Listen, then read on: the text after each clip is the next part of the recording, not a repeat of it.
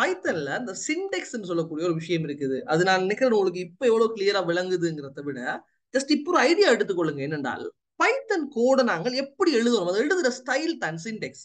உதாரணமா பைத்தன்ல வந்து ஒரு விஷயத்தை டிஸ்பிளே பண்ணணும் என்றால் அதை நாங்கள் பிரிண்ட் என்று சொல்லணும். சரிதானே? பைத்தனை வந்து நாங்கள் அவுட்புட் ஒரு விஷயம் கிடைக்கணும் என்றால் பிரிண்ட் என்று சொல்லணும். இந்த பிரிண்டை எழுதும் போது நீங்கள் ஃபுல்லா சிம்பிள் தான் இருக்கணும். இப்ப இந்த பியை நீங்க கெபிட்டலா எழுதுறது அப்படிதான் இல்லாது. நீங்க எழுதுறீங்களாக இருந்தால் பிரிண்ட் என்று சிம்பிளா எழுதிட்டு ஒரு பிரக்கெட் போடணும். அந்த பிரக்கெட்டுக்குள்ள டபுள் கொட்டேஷனுக்குள்ள இரட்டை மேற்கோளுக்குள்ளதான் நீங்க எழுத்துக்கள் டைப் பண்ணணும். இப்ப எழுத்துக்கள் டைப் பண்ணணும்னா நீங்க இப்படித்தான் எழுதணும்னு சொல்ற ஒழுங்கு இருக்கா இல்லையா? அதுதான் சிண்டெக்ஸ், வேற ஒன்றும் இல்லை.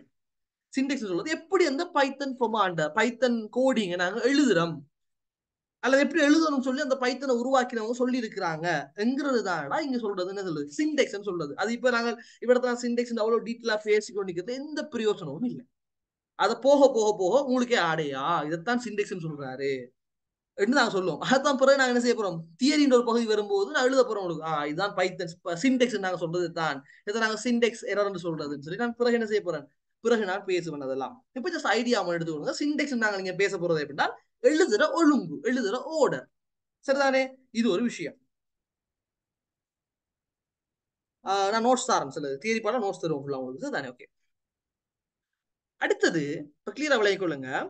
இப்ப நாங்கள் ஒவ்வொரு ஃபைலையும் நாங்கள் சர்வ் பண்ணும்போது ஒரு எக்ஸ்டென்ஷன் இருக்கு, கவனிச்சிருக்கீங்களா? ஒரு வீடியோ ஃபைலா இருந்தால் அந்த வீடியோ ஃபைல்ல பேர் வந்து .mp4 இருக்கும். ஒரு ஆடியோ ஃபைல்ல .mp3 இருக்கும்.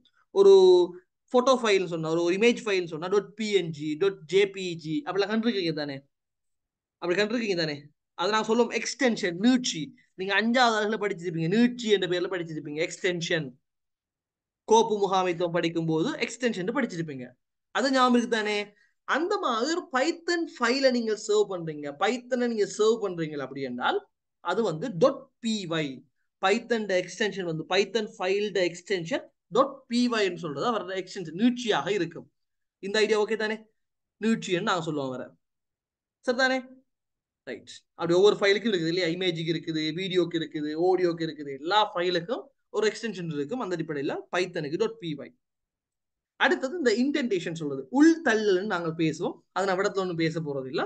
கோடிங் எழுதி கொண்டு போகும்போது நான் ஐடியா சொல்ல போறேன். சரிதானே? இது முதலாவது விஷயம். அப்ப நம்மளோட ஒரு ஆரம்பம் தான் இதெல்லாம். ஓகே. இதுல நாங்கள் இப்ப இந்த வேரியபிள் சொல்றது கிளியரா இப்போ விளங்கிக் கொள்ளுங்க. நான் அந்த வேரியபிள் சொல்லும் போது மிச்சம் நுணுக்கமாக விளங்கிக் கொள்ளுங்க.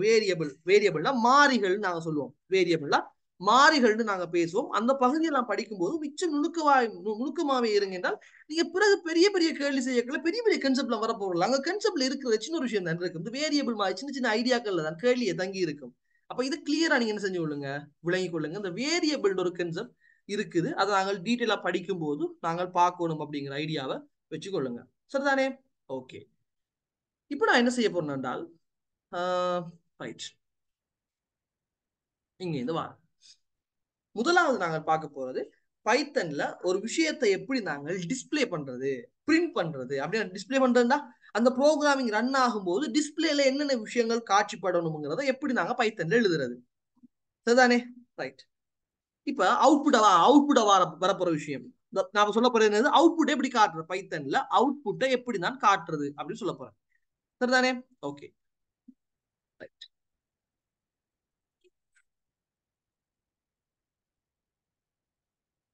ஜஸ்ட் சிம்பிள் தான். நாங்கள் பிரிண்ட் என்று சொல்லி அடிக்கணும். கவனம் கொள்ளுங்க. நாங்கள் பிரிண்ட் என்று சொல்லி நாங்கள் அடிக்கணும். கிளியரா? ரைட்.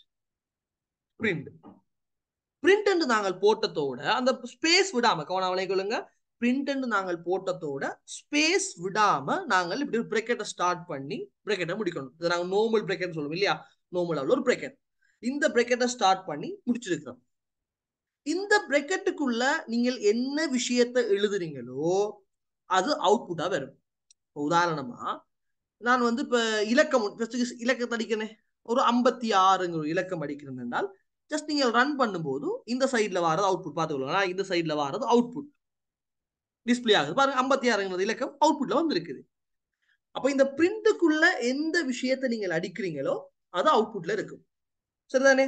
இந்த பிரிண்ட்டுக்குள்ள உதாரணமா நீங்கள் வந்து ஒரு 23.98 என்ற ஒரு தசம் வார ஒரு இலக்கத்தை அடிக்கிறீங்க அப்படின்னு சொன்னால் அது அப்படியே அழகா டிஸ்பிளேல வரும். வந்திருக்குதானே. இப்ப அந்த ஐடியாவோடயே நீங்க போயிட்டு இப்ப ஹெலோன்னு அடிக்கிறீங்க பாருங்க. பிரிண்ட்டுக்குள்ள நான் அவுட்புட்ல என்னென்ன விஷயங்கள் வரணும்னு நினைக்கிறேனோ அதெல்லாமே நான் என்ன செய்யறேன், அந்த பிரக்கெட்டுக்குள்ள எழுதுறேன். சரி என்று நான் ரன் பண்ண போகும்போது எனக்கு இப்ப எரர் வரப்போகுது. எரர் வருது. அந்த எரர் வருது.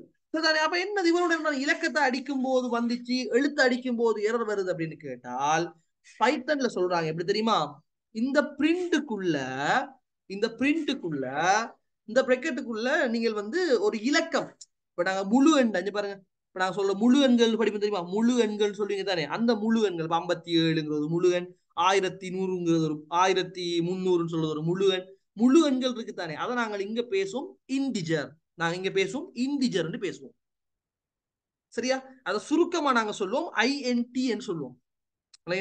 இன்டிஜர் சொன்னா விளங்கிக் கொள்ளுங்க, முழு எண்கிறத நாங்க சொல்றோம் இன்டிஜர் சொல்லி.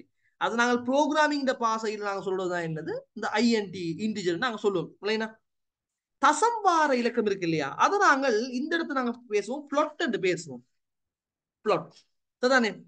அல்லது இன்னொன்று இருக்குது டபுள் பேசுவாங்க, இங்க வந்து பிளாட் விளங்கிக் கொள்ளுங்க. அதை சுருக்கமாவலாம் இல்ல பிளாட் தான் சொல்லுவாங்க ப்ரோக்ராமிங்லயும். நாங்க அதை திரும்ப இந்த விஷயத்தை திரும்ப படிப்போமா, ஜஸ்ட் நான் இப்போ உங்களோட ஐடியா வார்த்தை சொல்ல போறேன். இந்த எழுத்துக்கள் இருக்கு தானே, உதாரணமா ஹெலோன்னு சொல்றது எழுத்து, சரி எழுத்து, எழுத்து வசனங்கள். உதாரணமா எச்சுண்டா எழுத்து, அப்படித்தானே. உதாரணமா ஹெலோ வேர்ல்டுன்னு சொல்லுண்டா, ஹெலோ வேர்ல்டுன்னு சொல்லுண்டா அது ஒரு சொல், ஒரு ஒரு ஒரு ஒரு வசனம் இல்லையா, ஒரு வசனமோ ஒரு ஒரு ஒரு வாக்கு சொல்லோ அல்லது ஒரு என்ன சொல்றது ஒரு ஏதோ எழுத்துக்கள் சம்பந்தப்பட்டது, எழுத்துக்கள் சம்பந்தப்பட்டது. இதை நாங்கள் சொல்லுவோம் இங்க ஸ்ட்ரிங் என்று பேசுவோம், ஸ்ட்ரிங் என்று சொல்லுவோம். சுருக்கமா நாங்கள் STR சொல்லுவோம். இந்த ஓகே தானே, அழகா கிளியரா விளங்கிக் கொள்ளுங்க. முழு எண்களை நாங்கள் சொல்றது இன்டிஜர், சுருக்கமா ஐஎன்டி சொல்லுவோம். தசம்பார இலக்கங்கள் நாங்க சொல்லுவோம், தசம்பார இலக்கம்டா உதாரணமா 4.9, இது வந்து முழு எண்கள் சொன்னா ஒரு 49, பிரச்சனை இல்லை. எழுத்துக்கள் குறியீடுகள் சம்பந்தப்படுறது நாங்க சொல்லுவோம் ஸ்ட்ரிங் சொல்லுவோம். அப்ப என்ன நிபந்தனை சொல்வார் என்றால், இந்த பிரிண்டுக்குள்ள நீங்கள் எழுத்துக்கள் சாரி இந்த இலக்கங்கள், அதாவது இன்டிஜர் அல்லது பிளாட், முழு எண் தசம எண், இவரெல்லாம் நீங்க டைப் பண்றதா இருந்தா சும்மா டைப் பண்ணுங்க. உதாரணமா 48 அல்லது 9 அடிக்கிறாய் ரெண்டு, அவர் சொல்றா எனக்கு பிரச்சனை இல்லை, நான் டிஸ்பிளே பண்ணுவேன். ஒரு தசம்பார் இலக்க 48.6 அடிக்கிறார், அதுவும் பிரச்சனை இல்லை, நான் அவுட்புட்ல காட்டுவேன்னு சொல்றாரு. ஆனா ஒரு எழுத்தையோ ஒரு வசனத்தையோ ஒரு சொல்லையோ நீங்கள் அடிக்க போறீங்கன்னா நான் சொல்லுவேன், பைத்தன் சொல்லும், ஆஹா நீ சும்மா அடிச்சா அவுட்புட்ல காட்ட மாட்டேன், எரர் தான் காட்டுவேன். நீ என்ன செய்யணும் தெரியுமா, எனக்கு இரட்டை மேற்கோள் டபுள் கொட்டேஷன், இரட்டை மேற்கோளுக்குள்ளதான் நீ அடிக்கணும்.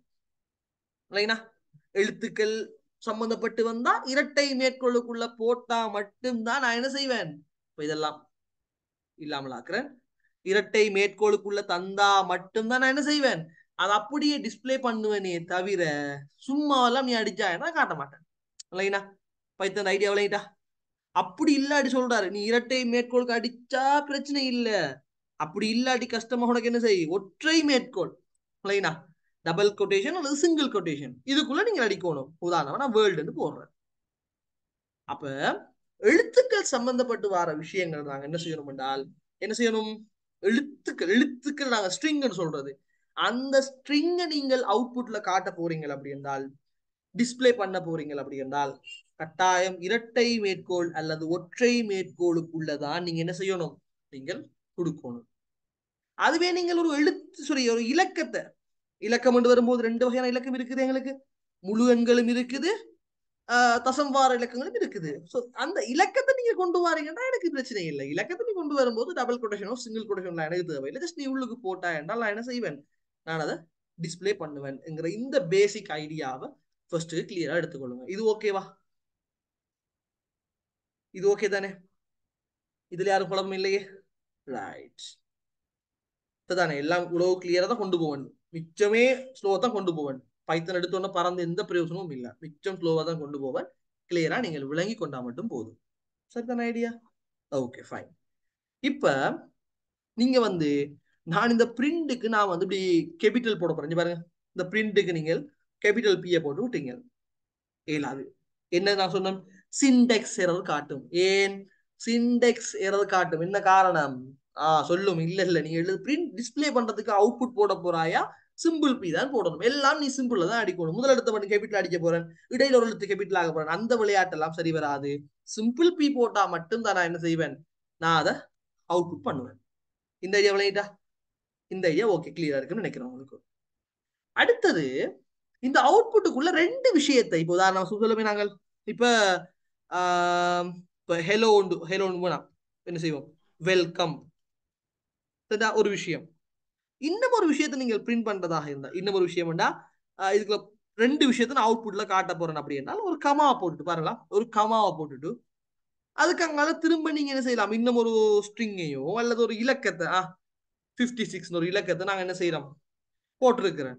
இப்ப ரன் பண்ணா என்ன செய்யும் என்று கேட்டால் அழகா கிளியரா விளைய கொள்ளுங்க. ஒன்றுக்கு இப்ப ரெண்டு விஷயமோ 3 விஷயமோ 10 விஷயமோ அதெல்லாம் இங்க கேஸ் இல்ல. 1 2 3 10 பிரச்சனை இல்ல. எத்தனை விஷயத்தையும் நீங்க பிரிண்ட் பண்ணலாம். கமா போட்டு போடணும். இந்த கமா போட்ட நன்மை என்ன தெரியுமா, கமா போட்ட விஷயம் என்ன செய்யும், இந்த பாருங்க இந்த வெல்கம் நான் பிரிண்ட் பண்ணிக்கிறேன். இந்த வெல்கம் ஓகே, இந்த வெல்கம் வந்திருக்குது ஓகே, இந்த 56 ஓகே இந்த வந்திருக்குது. இங்க இந்த கமா போட்டதுக்காக அடே நல்லா கிளியரா விளங்கிக்கொள் இந்த சின்ன விஷயத்தை வச்சே கேள்வி இருக்குது. இந்த கமா போட்டதுக்காகத்தான் இந்த ஸ்பேஸ் வந்திருக்குது இல்லைனா.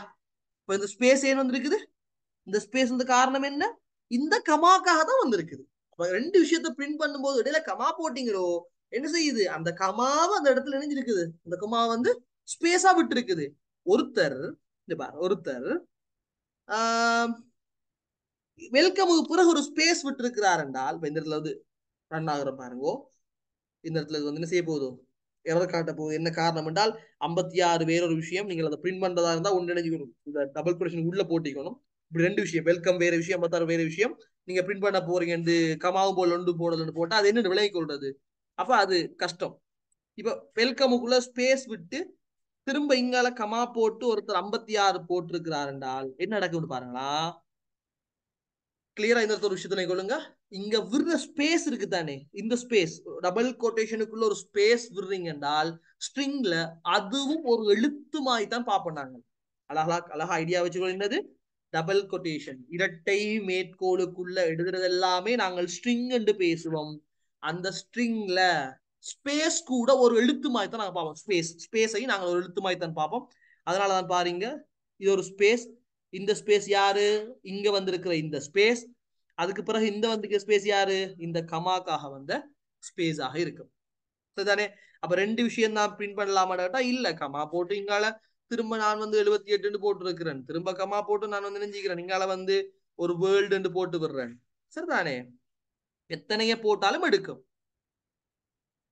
எத்தனைய போட்டாலும் என்ன செய்யும், அது எடுக்கும். ஒன்றுக்கும் மேற்பட்ட விஷயத்த பிரிண்டுக்குள்ள போட போறீங்களா, கமா போட்டு நீங்கள் போடணும். அப்படி போடும்போது அந்த கமாக்காக வேண்டிய ஒரு ஸ்பேஸ் எடுக்கும்.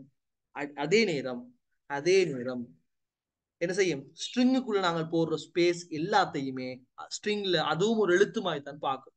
அடே பிரிண்ட் சம்பந்தமா இவ்வளவு தான் பேசிக் ஐடியா. இனி போக போக போக தான் அடுத்த அட்வான்ஸ் கன்செப்ட் நம்ம பார்த்து கொண்டு போறோம். இது கிளியரா. இப்ப நான் அவுட்புட் காட்டுறேன், அடே பிரிண்ட் அவளையும் ஜஸ்ட் அவுட்புட்டை தாரது சரிதானே.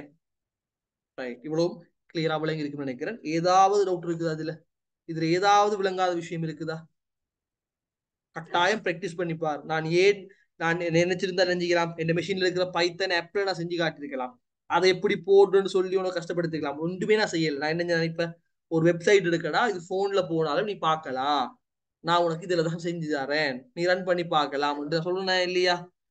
அந்த ஐடியாவில் பழகிட்டு போறது காரணம், வீட்டை போயிட்டு நீங்க பிராக்டிஸ் பண்ணலாம், வீட்டை இருந்து நீங்க பிராக்டிஸ் பண்ணலாம் அப்படிங்கிற காரணத்தால.